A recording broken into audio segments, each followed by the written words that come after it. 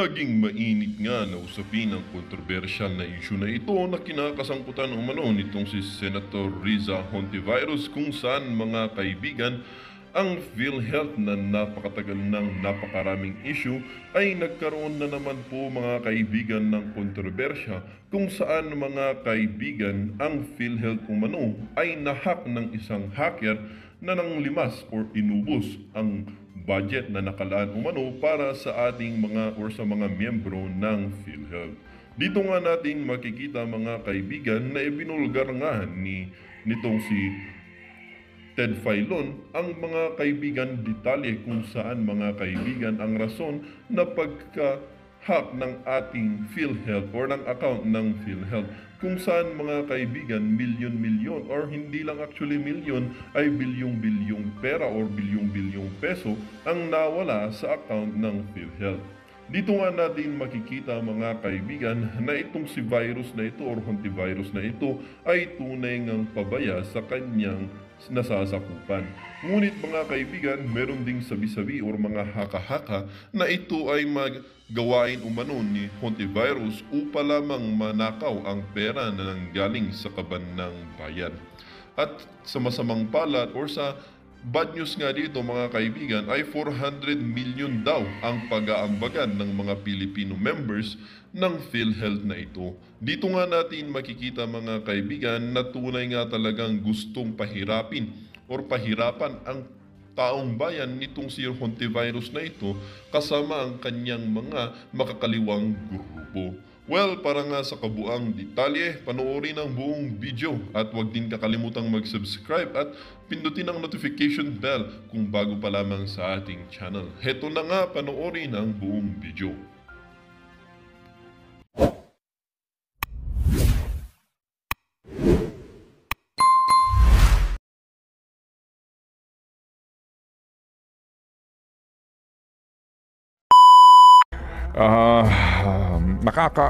Nakakapagbigay po ng frustration sa atin. Mga kapatid, makita niyo ho yun.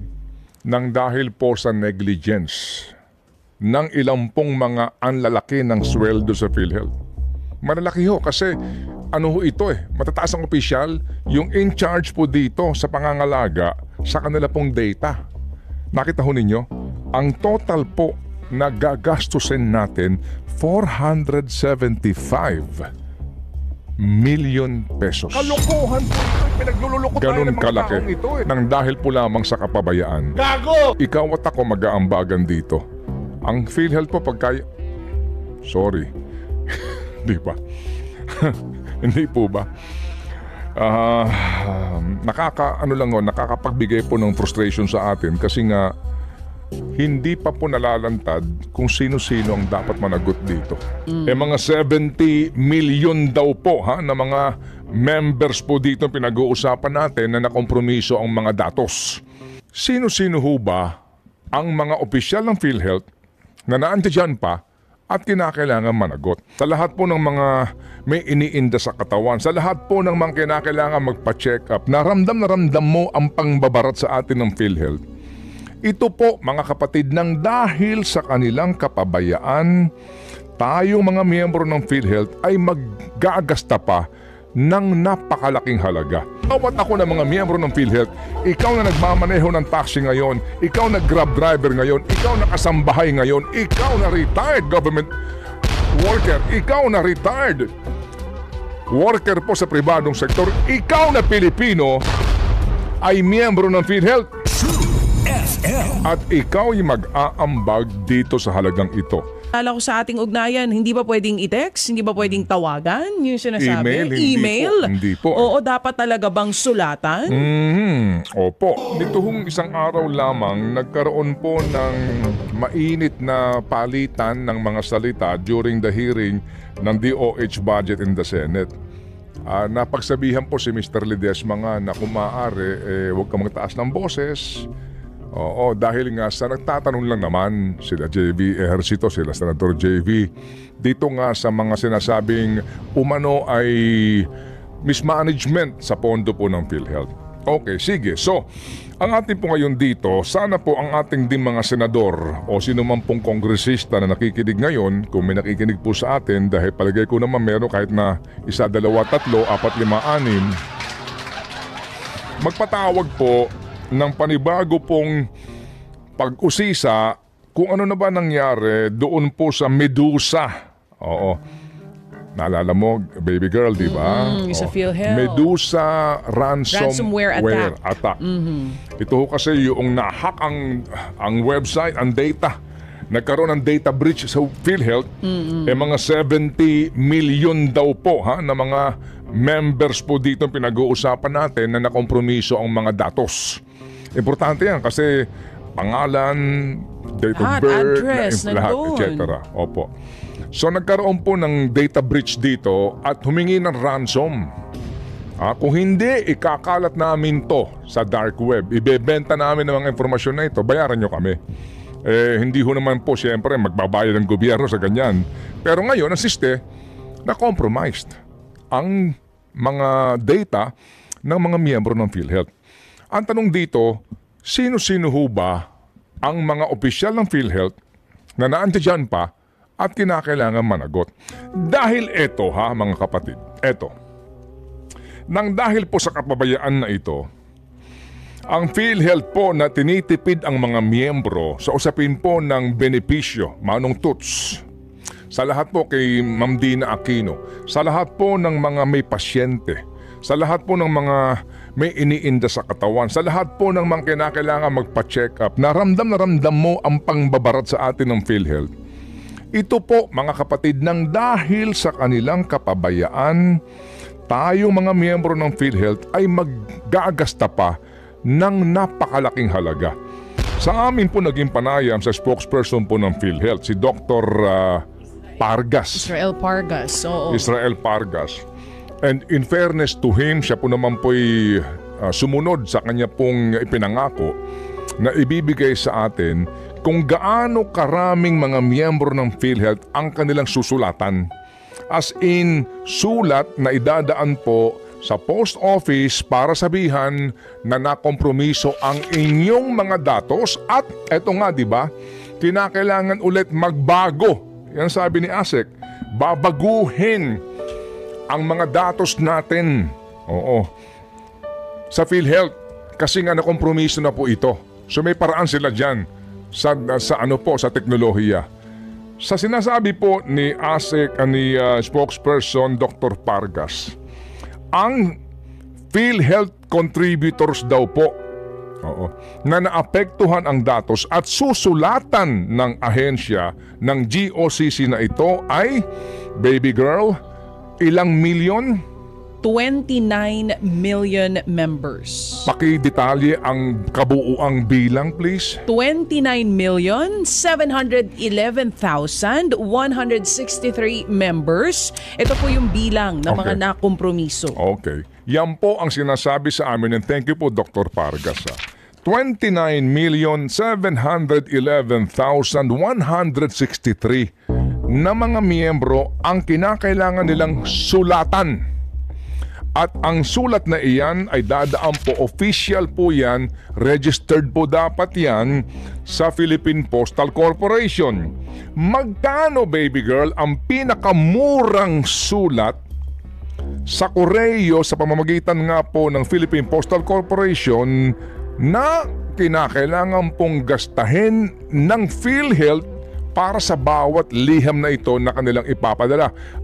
Kasi po ang ating koreo, tinitimbang yan Yung pinakamura na lang, magkano, baby girl, ang babayaran ng PhilHealth? Ibig sabihin, babayaran ng mga miyembro ng PhilHealth sa bawat koreo. Ang pinakamura, 16 pesos bawat miyembro. 16 pesos bawat sulat sa bawat miyembro na aabot nga sa 29,711,163. Ang published rate po ng Philippine Postal Corporation ay 12 pesos plus surcharge na 4 pesos, kaya po total niyan 16 pesos. Yan po yung 1 gramo hanggang 1.2 grams na bigat po ng sulat. Kapag mas mabigat pa dyan, mas dagdag po, mas mahal ang babayaran. Sana nga po, ito lang po ang ating babayaran dahil ikaw at ako na mga miyembro ng PhilHealth, ikaw na nagmamaneho ng taxi ngayon, ikaw na grab driver ngayon, ikaw na kasambahay ngayon, ikaw na retired government worker, ikaw na retired worker po sa pribadong sektor, ikaw na Pilipino ay miyembro ng PhilHealth. At ikaw ay mag-aambag dito sa halagang ito.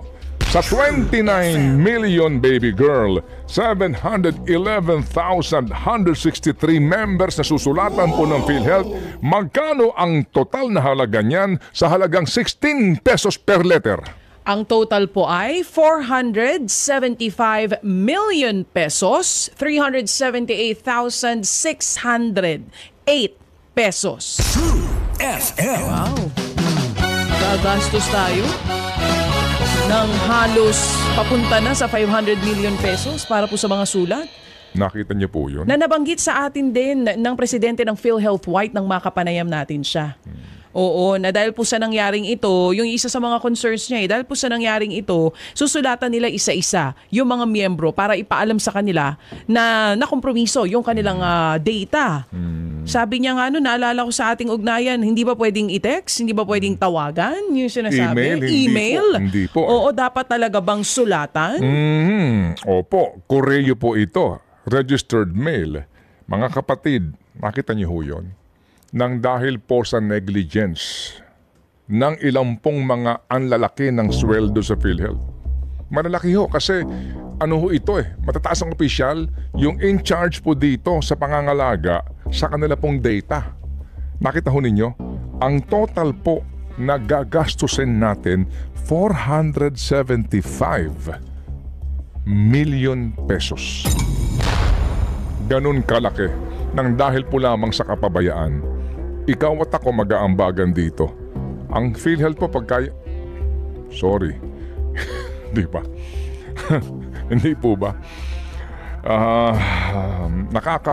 Nakakapagbigay po ng frustration sa atin kasi nga hindi pa po nalalantad kung sino-sino ang dapat managot dito.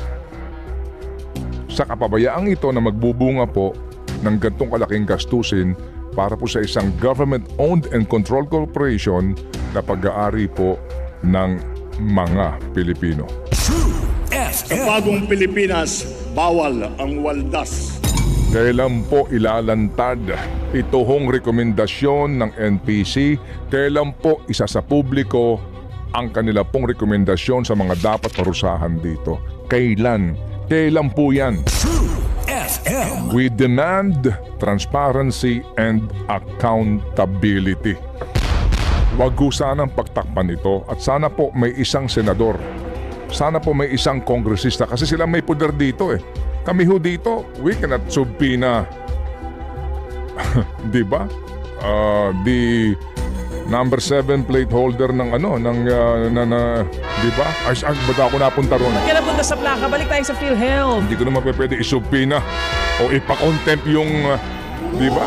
Yung pong ayaw magsabi ng katotohanan dito kung kanino ba talaga nanggaling ang plate number na peke na yan. Sabi nga no isa kong, hindi ko malaman kung nagbibiro yung barbero ko o hindi. Hindi daw fake yung plate number. Bakit? Ang fake yung senador. Hoy! Paano naman tayo napunta dun sa... peke, nasa PhilHealth tayo sorry po. Nalito ka na naman Nalilito Sampalin ka ko na siya sa naman. publiko. Nag-live think about it ka bigla ginugulat mo kaming lahat. Pero yan ang dapat ngayon pag-isipan, di ba, ng mga kapatid natin. Yung ganong kalaki na gastos at sino-sino ito. At yun lang ba talaga? Yun din yung concern ko. Yun lang ba talaga? Ganun lang ba talaga karami ang nakompromiso? 29 million? Opo. So yun pong ating appeal, Madam Chair, if I can make a motion. Okay, what's your motion? I move, that we encourage, we appeal to the esteemed members of the family. Esteemed members! of the dynasty. Dynasty. Napunta ka naman ngayon sa family dynasty. Ikaw talaga Sorry, naguguluhan ako. Oo, talaga naguguluhan ka na. Sa dami ng isyong pambayan. Oh my God. Sana po, ito po'y imbestigahan ng ating mga mambabatas para ho magkaalaman na sa katotohanan. The Senate President Pro Tempore is seeing the floor to Interpolate, Mr. President. ask Really? a single question or two questions of the President. Really? Local Senate questions. President Pro Tem, Senator Estrada is recognized. You may proceed, sir. Thank you, Mr. President. Mr. President, I think this is parochial in nature with regard to our city in San Juan, regard to the flying voters. I'll just give you a brief data. In 2016, national local elections, we have registered voters of 71,225. In 2019, national local elections, it increased to 16.50%, naging 82,977. The 2022 national local elections, it increased to 32.13% for a total of 109,640,000 voters. As compared to Pasig, ang tinaas lang ng Pasig, ang increase ng Pasig is 3.75%, Mandaluyong 1.32%, Quezon City 5.55%, and in Manila 6.37%. Napakalit lang po ng bayan ng lungsod ng San Juan para magkaroon ng increase ng 32%. Doon naman sa 2018 barangay SK elections, ang registered voters po namin ay 75,037. Sa 2023 DSKE elections, it jumped to 106,823, an increase of 42.36% as compared to Pasig 9.95%, Mandaluyong 5.5%, Quezon City 14.91%, and Manila 15.86%. Bakit po ganun? This is I think for me this is highly irregular. The increase of registered voters in San Juan in the national local elections in 2022 and the barangay SK elections 2023 is highly irregular compared to the other LGUs and the national registered voters. What can we do about this, Madam Sponsor? Yes, thank you very much, Senator and Mr. President. As in the Makati case, the COMELEC decries the fact that despite the very apparent ballooning of the number of voters way past the average, the problem was that no one filed a petition for exclusion of these newly registered or transferred voters. As a result, the COMELEC could not on its own remove them from the lists. That's the problem because there is in fact the case Quintos versus COMELEC, wherein barangay certifications continued to be upheld as primary evidence of residency and of identity. Sana, unang-una, may nag-petition for exclusion katulad nung kaso ng Makati. Pero on its own, ang hinihiling ng COMELEC base sa natuklasan ng kanilang task force, sana wag nang gamitin ang barangay certification as proof of residence. Once and for all, ipagbawal na sana yan. Yan ang hinihiling ng COMELEC at kung maari, magpasa daw ng bagong batas hinggil sa pagbabawal nito. It is likewise the understanding of the chair that the COMELEC put up a task force precisely to look into this, not only for Makati but wherever this may have occurred. Would that be correct? Yes, that's correct. And the task force unanimous recommendation is in fact for barangay certifications no longer to be accepted as proof of residence. Ganito rin, tulad ng sinabi ni Senate President, ang mga pangyayari hindi lamang sa San Juan, sa Makati, kundi sa Cabanatuan, CDO at Tawi-Tawi, among others. Well, do you think this is highly irregular? Kasi as compared to the other cities here in Metro Manila, San Juan lang, which is second to the smallest city in Metro Manila, ballooned to around 42% as compared to itong mga ibang kalapit bayan. Tama po. At sang-ayon ang COMELEC sa inyo.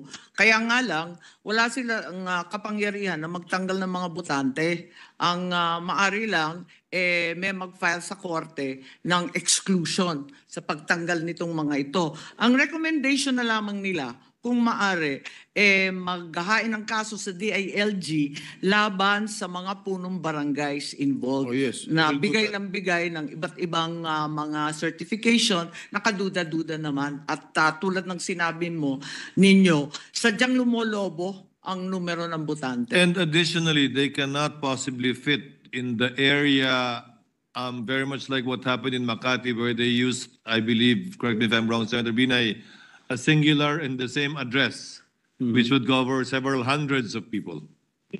Tama po yun. Talagang kababalaghan na nangyari po sa Makati. Nakita natin, binawasan ng 10 malalaking barangay, pero ang laki ng dinagdag sa botante. You know, if these issues will not be resolved, no other candidates from other parties will never have a chance of being elected as public officials in San Juan. Laging kung sino man ang sabihin ni nung gagong mayor namin doon, yun lang ang boboto nila. Wala nang pagkakataon dahil meron sila 30,000 flying voters. O ito pa. Mr. President, I have perhaps here. with the permission. No, don't strike it out. Mr. President, perhaps we can ask the Secretariat to delete some unparliamentary remarks. Gago talaga eh. Anyway, Mr. President, I have here a copy of the COC of one candidate for councilor in San Juan. Ang address niya, Unit A and Domingo. Unit A and Domingo. Napakahaba po ng kalye na and Domingo. Walang building, walang Walang number. building, walang numero. Walang building, walang Ay, numero. masaya siya. Ano gagawin natin dito? O, nakatira rin po Hindi ako tiga sa San Juan. ito. Kahaba-haba ng kalsadang yan. Hindi taga San Juan ito. Basketball player. Well, I do not have anything against basketball players as long as they are legitimate residents of San Juan. Pinununan ng basketball player yung Sangguniang Panlunsod sa San Juan. Hindi naman mga taga San Juan. What are we going to do with it? Dapat yung EO ng San Juan, dapat they exercise due diligence. Ba't tatanggapin itong COC na Unit A and Domingo? Anong klase ba naman to? Ang tama po kayo. Sabi nga ng COMELEC, kung maaari, unang-una, sila na mismo ang maghahain ng kaso laban sa mga punong barangays na kung ano-anong certificate of residence ang ini-issue. Pero sana po, yung mga nag-o-object sa mga numero na nakakasindak na karagdagang botante, kung maaari, mag-file din ng exclusion suit Well, I think somebody filed already a disqualification case against this particular candidate. I hope the COMELEC will act upon it immediately para matanggal na sa balota yung pangalan itong kandidatong ito. The understanding of the commission is that it's not a disqualification of a single candidate that has been filed or has reached them, but rather the annulment of the entire list of voters of the city of San No, Juan. I think they have to check. I think somebody already filed a disqualification case No, for the candidate, non-resident. distinguished sponsor, not the list, for the candidate. for the candidate itself. Perhaps they just received the cancellation of the COC. Yes. Kaya lang, nag-lapse na yung panahon, di ba? Or okay na? Okay pa? Okay pa. Dapat, Okay pa raw. Sige, Okay pa raw. Pero ang pinakamabilis at kayang-kayang gawin ng COMELEC, syempre itong sa mga kapitan at sa DILG. yes. Okay, I will adhere to it. But sana ma-action kaagad ng COMELEC itong disqualification case against this particular candidate. Rest assured, Senator, that the commission will act on the disqualification case very expeditiously. Thank you very much, Mr. President.